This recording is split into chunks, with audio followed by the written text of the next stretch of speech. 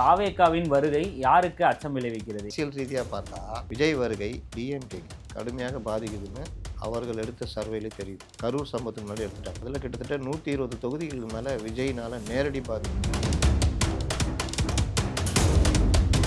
விஜய் ஒரு நின்னார்னா அவர் ஜெயிப்பார் அப்படி வச்சுங்க. 4-5 தொகுதி, டிஎம்கே ஒரு 60-70 தொகுதி, ஒரு 150 தொகுதி, இப்படி தான் தேர்தல் முடிவு வரும் நான் நினைச்சிருக்கேன். இது கடைசி நேரம் மாறுதலுக்கு உட்பட்டது, கண்டிஷன்ஸ் அப்ளை.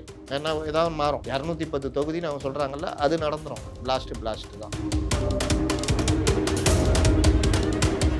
விஜய் பிரிக்கிற வாக்குகள் இப்போ அவர் 25% ஓட்டு வாங்குறாரு வச்சு, அதில் 18% டிஎம்கே, 7% ஏடிஎம்கே பிரிக்கிறான்னு வச்சு, அந்த இடத்துல 7% குறையிறதுனால அவங்களுக்கு பெரிய அளவு வாக்கு சதவீதம் குறையாது. ஆனால் 18% குறைஞ்சா பெரிய அளவில் கீழே போகும். இப்போ இந்த இடத்துல லாஸ்ட்ல ஃபர்ஸ்ட்னு ஏடிஎம்கே. இதுதான் பெரும்பாலான தொகுதிகளில் இருக்குன்னு அவர்களுக்கு தெரியுது. திமுகவுடைய தேர்தல் வியூகம் என்னவா இருக்கு அப்படின்னா, எலெக்ஷன் வரும்போதெல்லாம் திராவிடத்தையும் பெரியாரையும் கையில் எடுத்துக்கிறாங்க. இதையே திமுக தொடர்ந்து பண்ணிட்டு வராங்களான்ற ஒரு கேள்வி. ஏங்க பெரியார் வச்சுக்கிட்டோ அண்ணாவை வச்சுக்கிட்டோ இங்கே ஓட்டு வாங்குறது இதெல்லாம்ன்றதெல்லாம் காலம் மாறி போச்சு. இவர்கள் வச்சுக்கிட்டு உருட்டிட்டு இருக்கிறாங்க. ஏன் உருட்டுறாங்கன்னா, பிஜேபி எதிரியாக காட்டணும்னா பெரியார் தேவைப்படுறாங்க, அதுக்காக உருட்டுறாங்க. சிறுபான்மை மக்கள் எந்த காலத்துலையும் ஏடிஎம்கேக்கு போட மாட்டாங்க. ஏன்னா பிஜேபி கூட இருக்கு. 21லையும் போடலை, இவங்க தான் போட்டாங்க. அப்போ சிஏஏ பிரச்சனைலாம் பெருசாக வெடிச்சு இந்த டைம். இப்போ அவர்கள் விஜய் வராருன்னா ஏன் நம்ம விஜய்க்கு போடக்கூடாதுன்னு, அது கிறிஸ்டியன்கள். ஆரோரூட்ஸ் நேயர்களுக்கு வணக்கம். இன்றைய சிறப்பு நேர்காணலில் மூத்த பத்திரிகையாளர் முத்தலீஃப் அவர்கள் தான் இணைஞ்சிருக்காரு. சார் வணக்கம். சார் வணக்கம். தாவேகாவின் வருகை யாருக்கு அச்சம் விளைவிக்கிறது? ஏன்னா விஜய் அவர்கள் பேசும்போது குறிப்பிட்டிருந்தார், புஷி ஆனந்துக்கு தான் அச்சம் விளைவிக்கும். ஏன்னா ஒழுங்கா நடிச்சிருந்தாரு. இப்போ அவருடைய வருகை டெய்லி கட்சி ஏற்பாடு பண்ணணும், அங்கே போகணும் இங்கே போகணும், அவன் மைக்கை வேற தூக்கிட்டு வரான், பெரிய பிரச்சனையாகுது. என்னவோ கேட்குறான், எதுக்குமே பதில் சொல்ல முடியாமல் அந்த தலையாட்டுறது இருக்குது. அது எவ்வளோ பெரிய கொடுமை தெரியுமா? நம்ம வீட்டில் எதாவது பண்ணுவாங்க, எதாவது கேட்பாங்க, கல்யாணம் ஆச்சு அவங்களுக்கு இல்லை சார் தப்பிச்சிங்க. எங்களுக்குலாம் என்னென்னா, எங்களால் பதில் சொல்ல முடியாத கேள்வி கேட்பாங்க. அப்போ நாங்கள் என்ன பண்ண முடியும்? புஷி ஆனந்த மாதிரி காதில் வாங்காத மாதிரியே தலையாட்டிகிட்டே வரணும். கல்யாணம் நம்மளை போய் கேட்டு பாருங்க. ஏன்னா விடை சொல்ல முடியாது, விடை சொன்னால் மாட்டிக்குவோம். அதனால கம்முன்னு தலையாட்டிகிட்டே இருக்கும். அந்த மாதிரி தான் புஷி ஆனந்த் நிலைமை. அதனால் விஜய் வருகை புஷி ஆனந்துக்கு மிக கடுமையான ஒரு சிக்கலை ஏற்படுத்தியிருக்கு. அது தனிப்பட்ட முறையில். அரசியல் ரீதியாக பார்த்தா விஜய் வருகை என்ன கேட்டால் என்னுடைய கால்குலேஷன் டிஎம்கேக்கு, அது டிஎம்கேக்கு தெரியும்.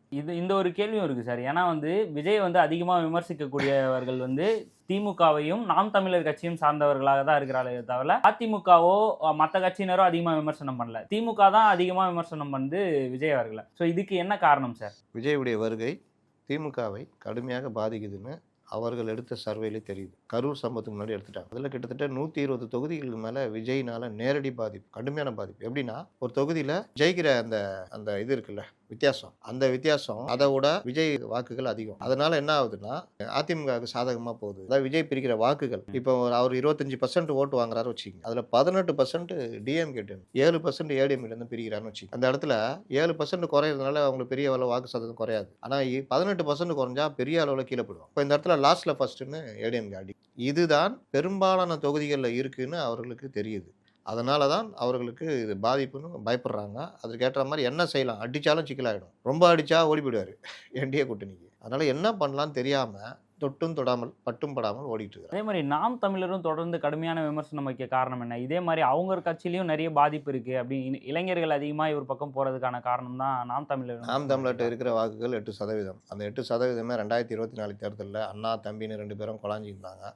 கூட்டணி வைப்போன்ற அளவுக்கு அவர் சொல்லியிருந்தார். அவர்கிட்ட கேட்கும்போதுன்னா, விஜய் உங்களோட கூட்டணி வைப்பறாங்க, தம்பி அது நம்ம கண்டிப்பாக அதெல்லாம் நடக்கும், அது ஏன் இப்போ அப்படி இப்படி தான் ஜாலியாக நீங்கள் என்ன கல்யாணம் பண்ணி போகிறீங்களா, அந்த நடிகையோடையே இருக்கீங்க, நீங்கள் 2 பேரும் பல படங்கள் நடிக்கிறீங்க, கல்யாணம் பண்ணி போகிறேன்னா அந்த ஹீரோ சில சமயம் சொல்லுவார்ல, இது அப்படி இல்லை நாங்கள் நட்போடு பழகிட்டு இருக்கிறோம் அப்படின்ட்டு. அந்த மாதிரி ஒரு வெக்கப்பட்டு ஒரு இதோட சீமான் சொன்ன காட்சிகளாக நம்ம பார்த்தோம். அந்த மாதிரி ஒரு காலகட்டத்தில் 2024 தேர்தல் வருது. அப்போது எல்லோருக்குமே திமுக பிடிக்காது, விஜய் ரசிகர்களுக்கு அதிமுகவையும் பிடிக்காது. அப்போ அவர்கள் முழுதுமாக சீமானுக்கு ஓரளவுக்கு சீமானு வாக்களித்ததில் அவருடைய 6.8ன்றது 8% மேலே போச்சு. அப்போ இவர்கள் ஓட்டம் அதில் இருக்குன்றது ஒரு மாதிரி எல்லாருடைய கணக்குன்னு வச்சிங்களேன். ஆனால் அவர்கள் தரப்பில் சொல்கிறது, எங்களுடைய கொள்கை வழி நின்று வந்த எங்களுக்கான வாக்கு தான் 8%ன்றாங்க. இந்த கதை இப்படி போகும் பொழுது இவர்களுக்குள்ளே பெரிய பிரச்சனையாகி தனிப்பட்ட முறையெல்லாம் திட்ட ஆரம்பிச்சிட்டார். கூட்டணி இல்லைன்னொன்னா இங்கிட்டு போகல அங்கிட்டு போகல, நடுவில் லாரி வச்சு செத்து போய்டுன்ற அளவுக்கு போயிட்டார். ரொம்ப பெரிய இப்படி போயிடுச்சு. அதே மாதிரி இன்னைக்கு ஒரு நேர்காணலில் சொல்லியிருக்காரு, தம்பி தம்பி வந்து ஓகே தான், எனக்கு தம்பியை பற்றி நாங்கள் ரொம்ப இதுவெல்லாம் பேசல, அவர் தம்பி அப்படின்னு சொல்லி இன்னைக்கு சொல்லியிருக்காரு. நாளைக்கு வேறு திட்டுவார், தம்பி அவன் கேடு கட்டவான்ருவாப்புல. அதனால் மாற்றி மாற்றி பேசுவார். இதில் என்ன பிரச்சனைனா, இவர் சமீப காலமாக கடுமையாக திமுக விமர்சிக்கணும், ஏன்னா ஆளுங்கட்சி அதானே. ஆனால் இவரும் சரி தம்பிகளும் விஜய் விமர்சனம் பண்ணுறாங்க. அதனால என்ன ஆகுதுன்னா, திமுக எதிர்த்தா தான் இவருக்குன்னு ஒரு செட்டு ஜனங்களும் சரி திமுக எதிர்த்து பேசுகிறாருப்பா சீமானு போடலான்னு போடுவாங்க. இவர் விஜய் எதிர்த்துட்டு இருந்தால் பெரிய அளவில் வாக்குகள் வர்றதுக்கு வாய்ப்பு கம்மி. விஜய் ஒருவேளை உண்மையிலேயே இவர்கள்ட்ட இருக்க 8ல் 2 பிரிக்கிறாருன்னு வச்சுக்கோங்க, அது அவருக்கு சிக்கல். 8ல் 2 தான் பிரியும்னு சொல்கிறீங்களா? இல்லை சொல்கிறேன் உதாரணத்துக்கு, ரொம்ப சொன்னால் தம்பிங்க கோச்சிக்குவாங்க. அப்போது அது தேர்தல் முடிவு சொல்லட்டுமே, நம்ம அதில் சொல்லக்கூடாது. அப்போது 8% மெயின்டைன் பண்ணாருன்னா அது ஒரு வெற்றி தான் அவருக்கு. ஏன்னா எப்படியும் ஜெயிக்க போகிறதில்ல. 8% நான் மெயின்டைன் பண்ணிட்டேன், பார்த்தியா எங்கள் ஓட்டு எங்கிட்ட தான் இருக்குன்றது தமிழ் தேசியத்துக்கு கிடைத்த வெற்றின்னு சொல்லலாம். இல்லை 8-10 ஆகிட்டார்னா தமிழ் தேசியம் வளர்ந்து வருகிறது, எங்களுடைய கொள்கை நாங்கள் தனித்துவமாக இயங்கணும்னா நம்மளும் அதை ஏற்று தான் ஆகணும். ஆனால் இவ்வளோ பிரச்சனையில் அவருக்கு மட்டும் 10 வருதுன்னா உண்மையிலே பாராட்டணும். எல்லாம் 5 ஆகிடுச்சு வச்சுக்கோங்க, ஓரளவுக்கு விஜய் ரசிகர்கள் பல இதெல்லாம் இருக்குது, இவருடைய ஒரிஜினல் இது 5% தான்ன்ற முடிவு மாறும். ஏன்னா இந்த தேர்தல் பலருக்கும் உரைக்கல். இப்போ எனக்கே வந்து என்னென்னா, நான் பல தேர்தலில் சில இதெல்லாம் இது பண்ணியிருக்கேன், அது பெரும்பாலும் 80% சரியாக இருந்திருக்கு. இந்த தேர்தல் நான் சில கால்குலேஷன் வச்சுருக்கேன், அது சரியாக தப்பான்ற தேர்தல் முடிவு தான் சொல்ல முடியும். நான் வைக்கிற கால்குலேஷன் என்ன வைக்கிறேன்னா, போன 2021 பெரும்பாலான விஜய் ரசிகர்கள், விஜய் உட்பட திமுக தான் வாக்களிச்சாங்க. அது அவங்களேவும் நிறைய காணொலிகளில் சொல்லியிருக்காங்க. ஒரு 90% விஜய் ரசிகர்கள் திமுக தான் வாக்களிக்கணும். அப்போ எல்லாருக்குமே ஏடிஎம் மேலே கோவம். அந்த 90%ன்னு எடுத்துக்கிட்டிங்கன்னா, இப்போ அவங்க சொல்கிற கணக்கெலாம் விட்டுருங்க, நம்ம ஒரு கணக்கு வச்சுக்கோங்க, ஒரு 8% இருக்காங்க விஜய் வாக்காளர்கள், அந்த 90% இப்போ விஜய்க்கு தான் விழும். அப்போ திமுகலேருந்து 8% இங்கே உள்ள போகுது. சிறுபான்மை மக்கள் எந்த காலத்துலையும் ஏடிஎம்கேக்கு போட மாட்டாங்க, ஏன்னா பிஜேபி கூட இருக்குது. 21லையும் போடலை, இவங்களுக்கு தான் போட்டாங்க. அப்போ சிஏஏ பிரச்சனைலாம் பெருசாக வெடிச்சு இந்த டைம். இப்போ அவர்கள் விஜய் வராருன்னா ஏன் நம்ம விஜய்க்கு போடக்கூடாதுன்னு, அதுவும் கிறிஸ்டியன்கள் சிறுபான்மையினர், அப்போ 2 பேரும் சேர்த்து 13%, அதில் ஒரு 4-5% எடுத்துக்கிட்டா கூட 8-5-13% அங்கேருந்து பிரிக்கிறாரு.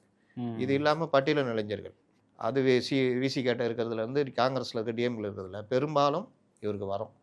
அப்படி பார்த்தீங்கன்னா அது ஒரு 5% வச்சுக்கிட்டா 13 ஒரு 5-18% அங்கேருந்து எடுக்கிறாரு. இல்லை ஆன்டி டிஎம்கே ஓட்டை இவர் பிரிக்கிறாரு ஏடிஎம்கிட்டேருந்து ஒரு 7% வச்சிங்கன்னா, அப்போ 18-7 25% வச்சுக்கோங்க. அவங்க 41% இருக்காங்க, அதில் 7 போச்சுன்னா 34%, இவர் 45%, அதில் 18% போச்சுன்னா 27, இவர் 25% வந்திருக்காரு. 25, 27, 34 எது ஜெயிக்கும்? அதிமுக லாஸ்ட்டில் ஃபஸ்ட்டு. இதுதான் 2016 நடந்தது. அதனால தான் நான் சொல்கிறேன், இவர் பெரிய மக்கள் நல கூட்டணி, அன்றைக்கி சின்ன மக்கள் நல கூட்டணி ஓரளவுக்கு வாக்கு பிரித்து ஏடிஎம்கே ஜெயிக்க வச்சாங்க. இவங்க பெரிய மக்கள் நல கூட்டணி 20%, 25%, ஒரு 4-5 தொகுதியில் ஜெயிப்பாங்க. இப்போ விஜய் நிற்க மாட்டார். விஜய் ஒருவேளை நின்னார்னா அவர் ஜெயிப்பார், அப்படி வச்சுங்க. 4-5 தொகுதி, டிஎம்கே ஒரு 60-70 தொகுதி, அவங்க ஒரு 150 தொகுதி. இப்படி தான் தேர்தல் முடிவு வரும்னு நான் நினச்சிருக்கேன். இது கடைசி நேரம் மாறுதலுக்கு உட்பட்டது, கண்டிஷன்ஸ் அப்ளை, ஏன்னா ஏதாவது மாறும். இல்லை ஒருவேளை விஜய் ரொம்ப புத்திசாலித்தனமாக முடிவெடுத்து என்டிஏ கூட்டணி உள்ள போயிட்டாருன்னா பிளாஸ்ட்டு தான். 210 தொகுதின்னு அவங்க சொல்கிறாங்கல்ல, அது நடந்துடும். டிஎம்கே அந்த இதிலெல்லாம் அப்படியே இந்த புயல் அடிக்கும் போது அந்த இதெல்லாம் பறந்து போகுமே வீடுகள்லாம், அந்த மாதிரி எல்லாம் பறந்து போயிடும். அதே மாதிரி திமுகவுடைய தேர்தல் வியூகம் என்னவா இருக்குது அப்படின்னா, எலெக்ஷன் வரும்போதெல்லாம் திராவிடத்தையும் பெரியாரையும் கையில் எடுத்துக்கிறாங்க. ஏன்னா இப்போது சீமான் அவர்கள் வந்து ஒரு விஷயம் பெரியாரை பற்றி கடப்பாரை அடித்து திராவிடத்தை இடிப்பேன் அப்படின்னு சொல்லியிருந்தாரு. ஸோ அதற்கு வந்து இப்போது பலரும் வந்து இது வச்சுட்டு வராங்க. ஸோ இது என்ன மாதிரியான அரசியல்? ஏன்னா எப்போவுமே வந்து அரசியல் கிட்ட வரும்போது 2021 எலெக்ஷன்லையும் இதே தான் நடந்தது. பெரியார் அவர்களை ஆதரித்து பெருசாக பேசப்பட்டது, திராவிடம் தான் சிறந்தது அப்படின்னு பேசப்பட்டது. ஸோ இதையே திமுக தொடர்ந்து பண்ணிட்டு வராங்களான்ற ஒரு கேள்வி. ஏங்க பெரியார் வச்சுக்கிட்டோ அண்ணாவை வச்சுக்கிட்டோ, அண்ணாவை கூட ஓரளவு வச்சுக்கலாம், பெரியாரை வச்சுக்கிட்டலாம், இங்கே ஓட்டு வாங்குறது இதெல்லாம்ன்றதெல்லாம் காலம் மாறிப்போச்சு. இவர்கள் வச்சுக்கிட்டு உருட்டிகிட்டு இருக்கிறாங்க. ஏன் உருட்டுறாங்கன்னா, பிஜேபி எதிரியாக காட்டணும்னா பெரியார் தேவைப்படுறாரு, அதுக்காக உருட்டுறாங்க. பொன்னாட்டி பேச்சை கேளுன்றாரு யார்? தலைவர் அப்பா. அவங்க ஊராக போய் ஒட்டகம் வரைக்கும் பூஜை பண்ணுறாங்க. அப்போ இவரும் தமிழிசை சொல்லிக்கிறாங்க, அப்போ பொண்டாட்டி பேச்சை கேட்டு நீங்களும் கோயிலுக்கு எல்லாம் போங்களேன், அவங்க பேச்சை கொஞ்சம் கேளுங்களேன்றாங்க. இதுதான் நிலமை. அப்போ இவர்களுடைய திராவிடம் பெரியாரிசம் பகுத்தறிவுனா இப்படி தான் சுருங்கி போய் கிடக்குது. பெண்ணடிமைத்தனம் அதிகமாக இருக்குது. சமூக நீதின்றாங்க, ஒரு ஆணவ கொலைக்கு எதிரான ஒரு சட்டம் ஏற்றுறது கூட இவங்களுக்கு தைரியம் கிடையாது. சமூக நீதின்னு சொல்கிறாங்க, ஜாதிய இதுவும் மற்ற விஷயங்கள்லையும் தூக்கி பிடிச்சிக்கிட்டு இருக்கிறாங்க. கலைஞர் காலத்தில் கூட இல்லாத அளவுக்கு திமுக சீரழிஞ்சு போய் கிடக்குது. ஆனால் இப்போ தான் நாங்கள் பயங்கரமாகிறோன்னு கதை விட்றாங்க. அமைச்சர்கள் எல்லோரும் அவரவர்கள் ஜாதி பெருமை பேசிக்கிட்டு ஜாதி மாநாட்டில் கலந்துக்கிறாங்க. கனிமொழியே கலந்துக்கிறாங்க. அப்போ இவர்கள்ட்ட எங்கே இருக்குது சமூக நீதின்ற கேள்வி வருது. சிறுபான்மை மக்களையும் இவர்கள் கண்டுக்கிறது இல்லை. இப்போ கூட ஃபரிதா நவாப் அவங்க மனைவி ஃபரிதா 2 பேருமே திமுகலேருந்து அதிமுகவுக்கு போய் சேர்றாங்க. என்ன காரணம்? ஒன்றும் காரணமும் இல்லை. எம்ஜிஆர் மன்றத்துலேருந்து வந்த ஒரு பணக்காரர் அங்கே ஆதிக்கம் செலுத்துறாரு. மதியழகன் ஒருத்தர் எம்எல்ஏ. அதாவது பரம்பரை திமுககாரங்க வேறு வழி இல்லாமல் போய் சேர்றாங்க. அப்போ இவர்கள் பிஜேபி கூட இருந்தாலும் அந்த சிறுபான்மையினர் அங்கே போகிறாங்க. சமூக நீதி பேசினாலும் அந்த சிறுபான்மையினர் உங்களால் தக்க வைக்க முடியல. உங்கள் கட்சியில் சிறுபான்மை அமைச்சர்கள் எத்தனை பேர்னு கேட்டால் ஒரே ஒருத்தர். பட்டியலினத்தோல் கேட்டால் ஒரு 2 இல்லை 3 பேர் இருப்பாங்க. அவங்களும் மிக ஒன்றும் இல்லாத துறையில் அவங்கள வச்சுக்கிட்டு இருக்கிறீங்க. இதுதான் இவர்கள். ராசா பெரம்பலூர் தொகுதி தனி தொகுதியில் நின்றுந்தார். அந்த தொகுதி பொது தொகுதியாக மாற்றினோன்னா ராசா நீங்கள் அதே தொகுதியில் நில்லுங்கன்னு நிற்க வைக்க தைரியம் இல்லை. ஒரு ஜெயலலிதா தலித் எழில்மலையை பொது தொகுதியில் நிற்க வச்சு ஜெயிக்க வைக்கிறாங்க. அந்த தைரியம் கூட உங்களுக்கு இல்லை. நீங்கள் என்ன பண்ணுறீங்க? நீலகிரி தனி தொகுதி அங்கே போயிட்டு இல்லைன்றீங்க. அவங்களுடைய 2ஆம் கட்ட தலைவரையே நீங்கள் இப்படி தான் நடத்துகிறீங்க. இதான் இவங்க சமூக நீதி பெரியார் பற்றி பேசுறது. இன்னும் ஒரு படி மேலே போய் பாரதியார் மகாகவி, அவர் தேசிய எழுச்சிக்காக பாடுபட்டவர், வெள்ளையனை எதிர்த்து போராடினவர், சிறை சென்றவர், அவ்வளோ ஒரு முதல் பத்திரிகையாளர், வெள்ளையருக்கு எதிராக இது பண்ணவர். அவரை எவ்வளோ கேவலமாக பேசுகிறாங்க. இதுதான் இவர்கள் பகுத்தறிவு. என்ன அவர் பிறப்பால் இதுவான் பிராமணர், அதனால பிடிக்காதான். அவருடைய கவிதை கிட்ட வருவீங்களா நீங்கள்? சரி, நீங்கள் அப்படியே அந்த அளவுக்கு பிராமணர் வெறுப்பு உங்கள்கிட்ட இருக்குது. பிரசாந்த் கிஷோர் யார்? 287 கோடி ரூபா கொடுத்து ஸ்ட்ராட்டஜிஸ்டாக வச்சுருந்தீங்களே, அவர் யார்? அந்த விஷயத்தில் ஜாதி பார்க்க மாட்டாங்க. ஐஏஎஸ் ஆஃபீஸருங்கள்லாம் இருக்காங்கல்ல, பெரும்பாலும் பிராமணர்கள் இருப்பாங்க. அவங்களெல்லாம் சாதாரண டிபார்ட்மெண்ட்டில் போட்டு நீங்கள் வேறு இடைநிலை ஜாதி பட்டியலினத்தோர் தான் அதிகமாக என் கூட இருங்கன்னு ஏதாவது வச்சுருக்காரா? இல்லாட்டி ஒரு டிஜிபி லெவலில் இப்போ அந்த பட்டியலில் இருக்கிற 3 பேரில் ஒருத்தர் பட்டியலினத்தை சேர்ந்தவர், வட மாநிலத்தவர், ஆனால் பட்டியலினத்தை சேர்ந்தவர். அவருக்கு தலைமை டிஜிபி கொடுத்தீங்களா? அவர் தகுதி இருக்குது. அவர் 2வது இடத்துல இருக்கார் அந்த பட்டியலில். 3 பேர் லிஸ்ட்டில் 2வது இடத்துல இருக்கார். கொடுத்தீங்களா? இதான் அவங்க சமூக நீதியா? அதனால் இவர்கள் இந்த நேரத்துக்கு ஏதாவது ஒன்று பேசுவாங்க, உருட்டுவாங்க. ஆனால் சார், இங்கே பாஜக எதிர்ப்புன்ற ஒரு அரசியலை வச்சு இங்கே திமுக வந்து ஒரு லீடு எடுப்பாங்க அப்படின்னு சொல்லப்படுது. லீடு எடுப்பாங்கல்ல, அதில் தான் படுத்தே கிடக்குறாங்க.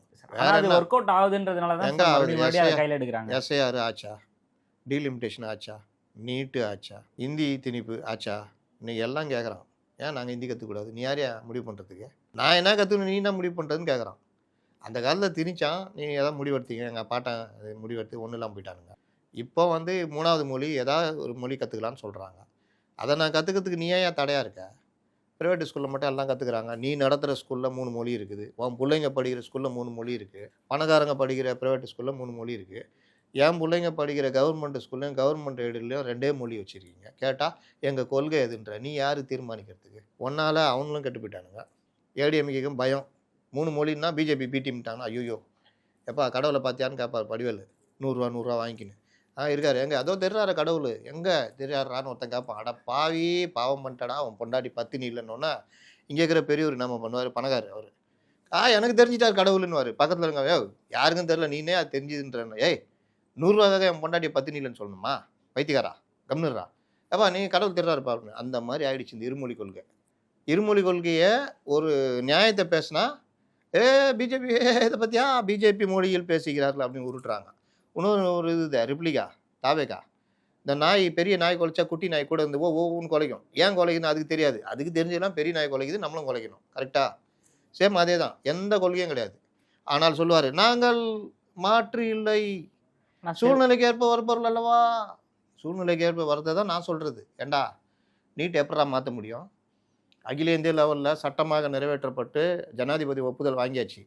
அதுக்கப்புறமா அந்த அதிமுக போட்டு அடியன்னு அடிச்சிங்க. அடிமைகளா, விளங்காதவங்களா அப்படின்னு அவங்க பயந்து போய் சரி வேறு என்ன பண்ணுறது, உச்சநீதிமன்றம் போவோம். ஐயா எங்களுக்கு மட்டும் விலை கொடுங்க ஐயா. என்னதே உங்களுக்கு மட்டுமா? ஏற்கனவே 2 வருஷம் உங்களுக்கு மட்டும் கொடுத்துருந்தோம். இப்போ ஒரு சட்டம் எல்லா மாநிலத்துக்கும் கொடுத்துருக்கு. அப்போ உனக்கு மட்டும் நான் தனியாக விலக்கு தரணும், என்ன காரணம் சொல்லு? இல்லைங்க அங்கே போட்டு அடியன்னு அடிக்கிறானுங்க, தாங்க முடியல ஐயா. இதெல்லாம் காரணம் இல்லை. ஒரு சட்டம்னா இந்தியா முழுதும் தான், அதில் நீங்கள் மட்டும் விலக்குன்றதுக்கு ஒரு காரணம் இல்லை. ஓடு. ஜல்லிக்கட்டு கேட்டீங்க, ரைட்டு, உங்களுடைய பாரம்பரியம் கேட்டீங்க, உங்களுக்கு விலக்கு கொடுத்தோம். இதுக்கெல்லாம் தர முடியாதா சார், கிளம்பு அப்படின்னு ஒன்று எங்கே வர்றாங்க. அப்படி தலை குஞ்சின்னு அடிமைகளே அடிமைப்பாடி அடிமைப்பாடு. அப்போ யோசிக்கிறாங்க என்ன பண்ணலாம் அதில். சரி, அரசு பள்ளி மாணவர்கள்லாம் நீ அதானே சொல்கிற, அவங்களுக்கு 7.5%யா, அவங்களுக்கு இலவசம்யா, சிறப்பு 8000 தான் ஃபீஸு, அதுவும் தரேன், நானும் கட்டிடுறேன் இலவசம். முன்னாடி எவ்வளோப்பா வந்தாங்க நீட்டுக்கு முன்னாடி 40 பேர் அரசு பள்ளி மாணவர்கள் மருத்துவத்துக்கு 1 வருஷம் போவோம். இப்போ 600 சொச்சம் போன வருஷம். கொண்டு வந்தது யார்? ATM government. நீங்கள் என்ன சொன்னீங்க? ஏய் என்ன 7.5 கொடுக்குற 10 குடியா என்ன கொஞ்சம் கூட போட்டு கொடு அப்படின்னீங்க. இப்போ நீங்கள் ஆட்சிக்கு வந்து 5 வருஷம் ஆச்சு, கூட போட்டு கொடுக்க வேண்டியதானே? தெரியுதா? இது எல்லாம் வந்து இவர் என்ன பேசணும், டே என்ன பரமா இது காட்டுறியா நீட்டை வச்சுக்கின்னு, நீட்டு வந்து இப்படி தான் அப்படின்லாம் விஜய் பேசணும். ஆனால் அவரும் நீட்டை எதிர்ப்போம். ஏன்? ஒன்றும் தெரியாது எனக்கு. எனக்கு தெரிஞ்சலாம் என்ன பண்ணுறான், அவன் என்ன சொல்கிறானோ அதை கேட்டு நானும் சொல்லிக்கிறேன். இதுதான். அதனால் இவர்கள் பிஜேபி எதிர்த்து பண்ணுற எந்த ஒரு விஷயமும் புஸ்வானமாக ஆயிடுது. அதனால தான் இன்னைக்கு எஸ்ஏஆர் இவ்வளோ வந்த பிறகும் இவர்களால் ஒன்றும் வாய் திறக்க முடியல. இவங்களுக்கு சொல்லி கொடுத்தவர் போயிட்டாப்புல, முடிஞ்சது ஜெர்மனி போயிட்டாப்புல. யார்? ராகுல் காந்தி. தான் நிலமை. இன்றைய ஆட்சியாளர்களை எதிர்த்து வந்து அரசு ஊழியர்கள் போராட்டம் பண்றாங்க, ஒரு பக்கம் வந்து செவிலியர்கள் போராட்டம் பண்றாங்க, பல்வேறு போராட்டங்கள் வந்து நடந்துட்டு இருக்கு. இதை எதுவுமே வந்து ஊடகங்கள் வந்து பேச மறுக்குது, இதை எதையுமே வந்து பெருசா ஹைலைட் பண்ண மாட்டாங்க. என்ன காரணம் அப்படின்ற ஒரு கேள்வி இருக்குல்ல. ஊடகங்கள் எதை பெரிதுபடுத்துகிறது? விஜய் கிளம்பி விட்டாரா? போன தடவை காக்கி பேண்ட்டு போட்டிருந்தார், இந்த தடவை ஜீன்ஸ் போட்டிருக்கிறார். போன தடவை அந்த காரில் போனார், இந்த தடவை இந்த காரில் போனார். விஜய் இயலாத கட்சிகள் அப்படின்னு சொல்கிறாரு, யாரை சொல்கிறார்? அவ்வளோதானே, அவ்வளோதான். இந்த அன்புமணி ராமதாஸ் சொன்னார், 4000 சில்லற கல் குவாரிகள் கனிம வளங்கள் கொள்ளையடிக்கப்படுது, சட்டவிரோத குவாரிகள் நேற்று போட்டிருந்தார். இன்றைக்கி விவாதிப்பாங்களா நைட்டு? எஜமா அவ்வளோதான், கரண்ட்டை கட் பண்ணுவோம். அடுத்து இன்றைக்கி ஒன்று சொல்லிக்கிறாரு, தமிழ்நாடு கடன் வாங்குறதுல நம்பர் 1 மாநிலமாக மாறிப்போச்சு. வட்டி மட்டுமே 62,000 கோடி ரூபா நம்ம கட்டுறோம். ஒவ்வொருத்தர் தலையிலையும் நீங்கன்னா 1,4 லட்ச ரூபா கடனாளி, ப்ளஸ்ஸு நீங்கள் வாங்கின கடன் சேர்த்துக்குங்க. மொத்தமாக 9.5 லட்சம். அப்போ 8 லட்ச ரூபா தனியாக கடன் வாங்கிறீங்க. இந்த கவர்மெண்ட் 1 லட்சம் சேர்ந்தா 9 லட்சம் உங்களுக்கு கடனா? மொத்தமாக 8.5 அது 9 லட்சம் கோடி. அதை விட்டுருங்க, அதுக்கு வட்டி மட்டும் 62,000 கோடி கட்டுறோன்னு. இதை விவாதிப்பாங்களா? அதெல்லாம் விவாதிக்க மாட்டாங்க. அதனால் ஊடகங்கள் நிலைமை இன்றைக்கி அப்படி தான். நீ எல்லாருக்கும் ஒவ்வொன்று விஷயமும் கண்ணு முன்னாடி வந்துட்டு போவோம். அதனால் அவர்கள் அந்த முதுகெலும்பு உருவி விட்டு ரொம்ப வருஷம் ஆயிடுச்சு. அதுக்கு பதிலாக டிஆர்பி எது வரும் அதுக்கு பின்னாடி ஓடலான்ட்டு ஓடிட்டு இருக்கிறாங்க. தான் நிலைமை. தொடர்ந்து பேசுவோம் சார். நன்றி. நன்றி.